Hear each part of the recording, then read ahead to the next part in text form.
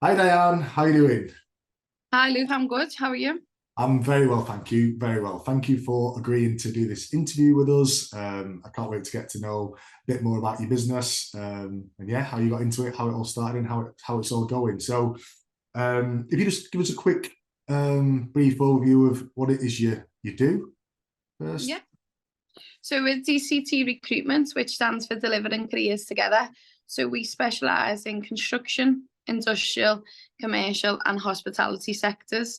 Mhm. Um, so we can do anything for white collar or any blue collar. So we can do temp or permanent recruitment. And yeah, that's it really. If your staff need a boost, let DCT introduce. And how long have you been doing that for, Diane? So we've had the business for just over a year. So August this year was our first year anniversary. Um, so it's been a roller coaster in some ways, but it's good. It's going good. We're improving each month on month. So that's all you can ask for, really, isn't it? Amazing. So if you were to do it all over again, I know it's quite recent, isn't it, in terms of last year? What would you do differently? Because you're probably in a good position to be able to give, some really good, uh, yeah, answers to that. Um, I think when you're doing your business plan, I would not be as optimistic Okay. because like coming from other companies and you've got governance or like so I didn't do recruitment in Liverpool, I did it in Manchester when I first was doing it. So I Mhm. guess for me, building your brand in Liverpool was a bigger task than I thought it would have been. So I would encourage anyone to go to any networking events that they can, get out there, speak to people, as many people as you can. So, once you're opening your business and whatever, they know who you are and what you're about. Um, so yeah, I'd say that was probably one of our biggest challenges. But that's working well now. We're very well connected now. We're meeting a lot of people, and that's the fun side of it, isn't it? Is making new connections and getting new clients. Yeah. What would you say has been your favorite part of starting your business over the past year, or and maybe even Being what would you say your favorite marketing strategy is that you've got into? being able to do it the way I want. So being able to put your spin on a business, like nobody's saying you can or can't. So showcasing the values of who you are as an individual as well as, a business. So, we do like a podcast called The Icing on Top of the Career Cake, like on a monthly basis. So that's not like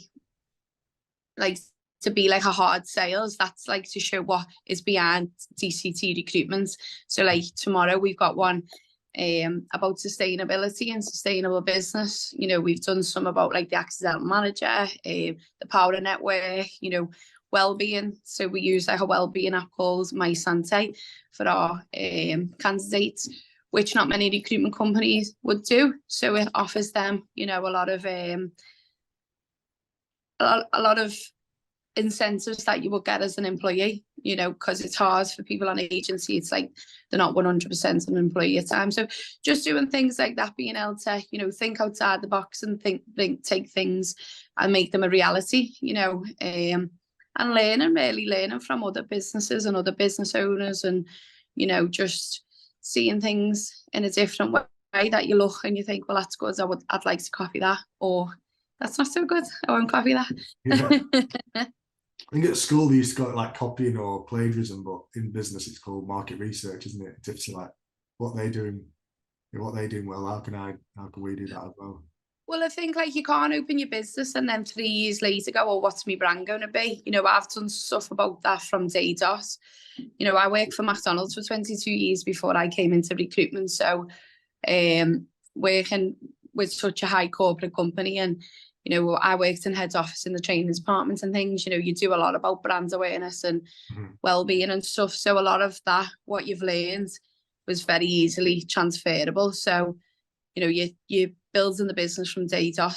You can't just all of a sudden go, oh, what's my brand going to be? That starts from the minute you open the doors. Mhm. So that's why we've done stuff like that, and we will have like our social media posts and stuff, and doing things and trying to streamline everything, so you've got a similar message all the way through everything that you're talking about. Yeah. Is there anything else that you took from McDonald's that you think might be relevant that you put in place before when you started?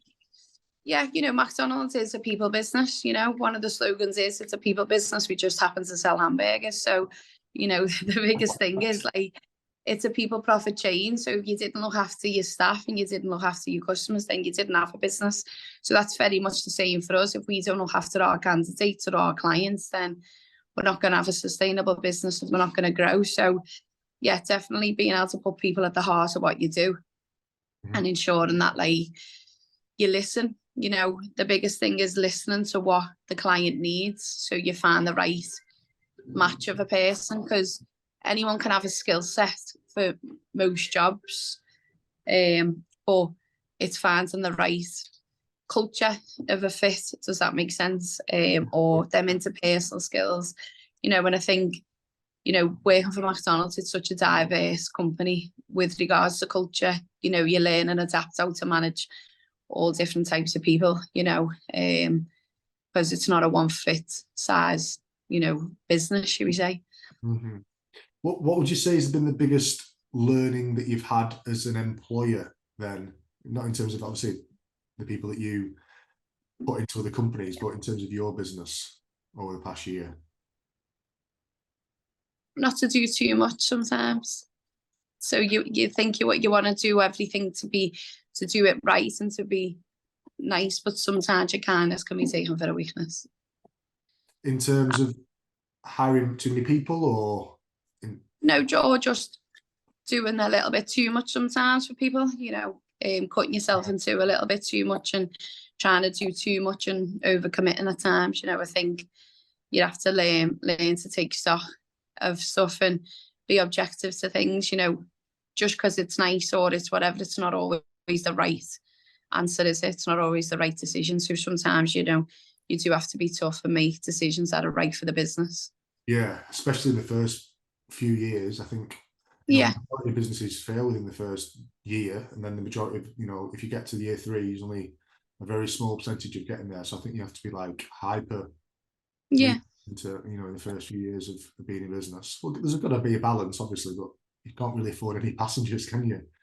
Yeah, exactly. Yeah. So I think you just have to, you know, learn to like stick to your plan, you know, keep looking back. Well, where do you want to be? You know, it's quite easy when there's a small team not to do your targets, not to sit and be like, oh, what are we doing? What this? Whereas you've still got to be quite strategic. And, you know, McDonald's was very systemized, very organized. So, you know, I think that puts you in good stead that you've got to sit there and keep reevaluating where you are and what you're doing and how are we going to move forwards. You know, I think that's really important. Otherwise, you can become a busy fool, you know. Yeah. So what were the differences between when you're like, oh, I'm going to get into business, and then actually now being in business for yourself? What were the misconceptions that you had that other people might have as well about getting into business? So what was vastly different, and what was maybe quite as you thought it was going to be? I don't really think there was, to be honest. If I'm honest, yeah, I didn't have any differences. You know, I've been in positions where every business I've been in, I've run it like it was my own. So for me personally, there wasn't a difference, if I'm totally honest, yeah.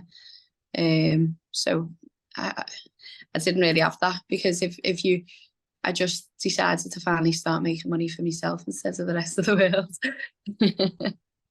So, you know, by the sounds of things. yeah, because I don't know, it just depends what type of person you are. You know, whatever job I did, I always ran it and looked after it like it was your own business, because I think that's the only way you will be successful and you make the right decisions in life. So that wasn't really much of a transformation to me, to be fair. Cool.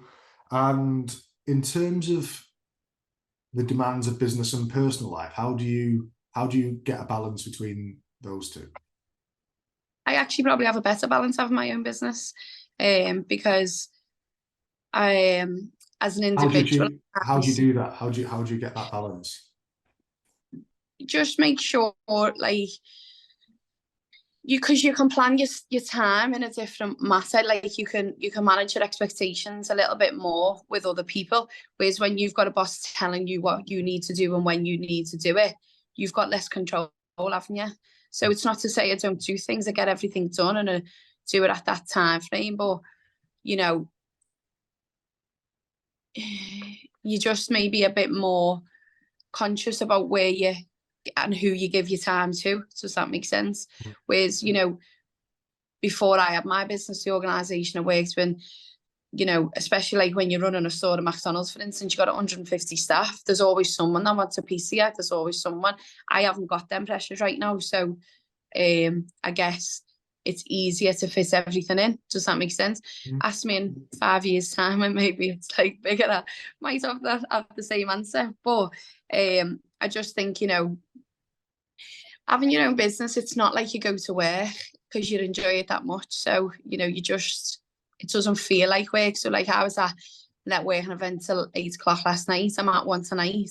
So that might sound like you're working loads of hours, but it's enjoyable. So it doesn't feel like you're in the grind of being in the office from 6 o'clock in the morning till 8 o'clock at night. Does that make sense? So by like having variety of things to do in your working week, you know, you fit it in, so it doesn't feel like it's always work.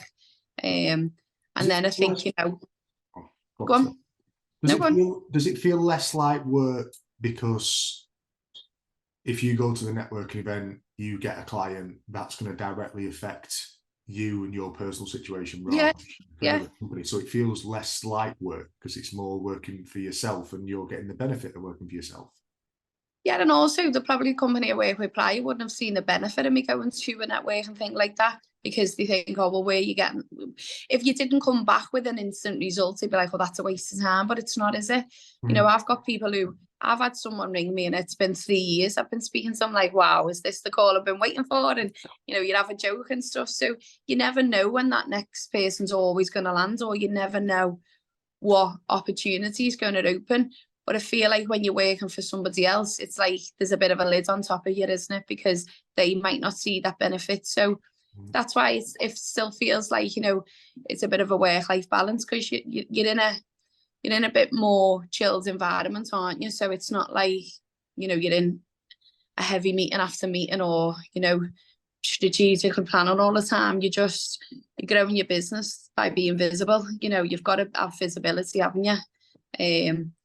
And then, you know, and then after people see that you rock up and you show up, then, you know, and then hopefully you get a client and you say what you've said on the tin, and that's where your credibility increases, and then overall your profitability comes. So it's just one of them, like, you know, being your own boss, you know, if then you need to go to the doctors at 3 o'clock in the afternoon, well, you can go, can't you, without feeling guilty because you're going to the networking event till 8 o'clock at night somewhere else. So it's you know, it's about flexibility, isn't it? And I do try and share that with my staff as well. You know, I'll be flexible with them, whereas some organisations are not maybe so flexible, and that's where people feel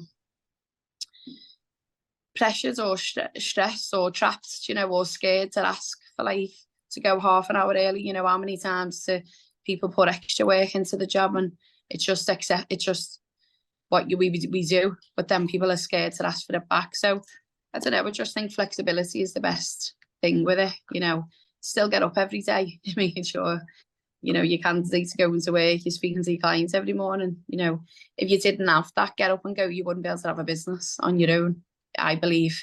So you're like, not lazy, it's the wrong way, but, you know, if you didn't have any self-drive, then you would go out of business very soon, wouldn't you?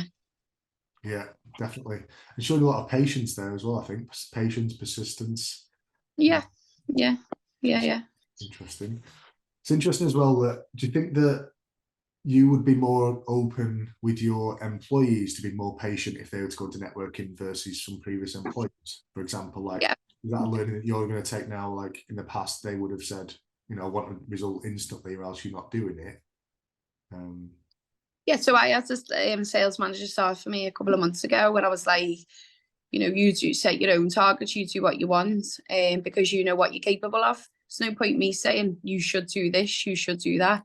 And then I said, and then what you think you're going to do, halve it. and then tell me what you're going to do. Because if you're over promise and under deliver, all that creates then is conflict, isn't it? You know, and also your staff are going to feel like they're underperforming. So, you know, yeah, we need smart targets, but realistically, you know, your first few months, you're getting to know the system, you're getting to know the business, you're getting your connections are getting to know that you've moved, you've changed. So it takes a lot longer than you think. No matter how good you are, you know, you're not just going to rock in and be like, yeah, I've got, you know, and that's probably what you underestimate as well when you first open a business. Clients that you think are going to come with you don't. You know, you think, oh yeah, I've got a great relationship with them, they'll come with me, this will come with me. They don't, you know, because they're happy with what they're doing, and people don't like change sometimes, you know, and they don't want to have to, you know, undo something that's working with the people at the yard. Just because you've had a great relationship doesn't always necessarily mean they're just going to jump on board. So I explain that to them as well, like, don't get disheartened, don't feel like, you know, it's yourself, it's just the way people are, you know. Yeah, it only takes a couple of minutes to sign your new terms or do whatever, but some people just can't be bothered, like, or just, they like the creatures of habit, aren't they? They like what they do. So I think that definitely a lot of people should learn, like, and listen to some of that, because people who you really thought that would come don't necessarily, but not because of you. Does that make sense? Just because that's life. Yeah. And have you had to then do more marketing than you thought you were going to have to do, or more lead generation, more new business generation because of that? Well, I always knew I wanted to do a lot of marketing anyway, you know, going back to building your brand. You know, we got all our marketing materials made, we've been out, you know, dropped stuff off for, you know, all different organisations that we can. So, you know, got desk pads and things, so when people look down, like, oh yeah, you know, it's like a little reminder. You know, in networking groups where I've done like presentations, I'll like giving them out to everybody, so, you know, you can get things there. So now, you know, I think you always constantly got to be marketing, you know, just when even you're going to meetings or speaking to people, that's still marketing, isn't it? You know, they're judging you on the way you behave and the way you present yourself, you know. Your brand is, you know, it's there the minute you open your eyes and the minute you close it. You know, whatever you say or do, it's constant, isn't it? And that's the same on whether it's your personal socials or your business socials. People will see and they'll look, and, you know, but, you know, marketing is important, isn't it? You know, we've done a lot to try and get our Google reviews up and things like that, so you come up in Google search, but, you know, it's not an easy win thing overnight. You know, it takes time, doesn't it? Absolutely. So where do you see yourself in 5 years' time? We touched on it a little bit earlier on, but where do you see yourself in 5 years' time? So I would like in 5 years' time for us to be one of the most favourable recruitment companies to go to in Liverpool, and also to have an addition to the business where we've got a training part to the business, so we're homegrown our own bricklayers, joiners, any trade. So we want to get into, so we already find that it's a struggle to get every trade in there, and there isn't that many apprenticeships out and about for tradesmen.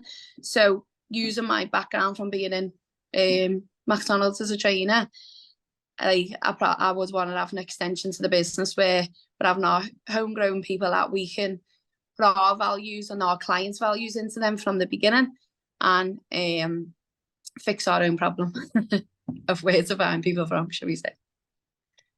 So that's what we would like to do in 5 years' time. Sounds amazing. And any final words of advice for other business owners that are getting into business, or even into recruitment business? That you know, to keep believing in yourself. You had a belief, didn't you, to be where you want to do. So, you know, you've got to keep believing, and being a director can sometimes be a little bit lonely. So, you know, I have a couple of online networking things I do once a week, and I have ones that I go face to face. So find what works for you, because, you know, one of my weekly ones can be more of, you can just share your ups and downs as well, you know, so that keeps you level-headed sometimes, or if you just want a bit of advice, you can get a little bit of free advice from people in your networking groups, you know, that you don't have to go and pay for the solicitor for, or this or that. You just be like, what do you think on this? And so don't underestimate that. Don't, like, you know, try and do it all on your own, you know. Yeah, you're very good at what you do, and that's why you've become there, but we all still need help and support. Wonderful. Okay then, thanks so much for coming on, Diane, and I'll hopefully see you soon.